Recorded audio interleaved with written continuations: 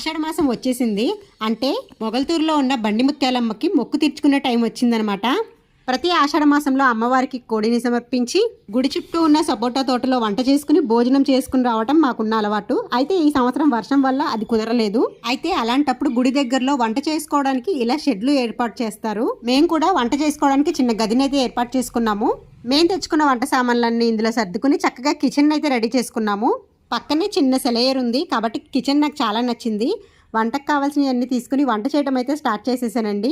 వంట చేసే ముందు చికెన్ పకోడీ చేయమని ఆర్డర్ చేశారు. ముందు పకోడీకి కలిపేసుకుని తర్వాత chicken biryani, chicken curry, sambar, chicken pakodi ఇవన్నిటితో అయితే భోజనం చేసేసి మళ్ళీ ఇంకొకసారి అమ్మవారి దర్శనం చేసుకుని ఈ సంవత్సరంలో ఆషాఢ మాసంలో అమ్మవారికి తీర్చుకోవాల్సిన మొక్కు తీర్చుకొని భోజనాలు చేసేసి చక్కగా ఇంటికైతే వెళ్ళిపోయామండి.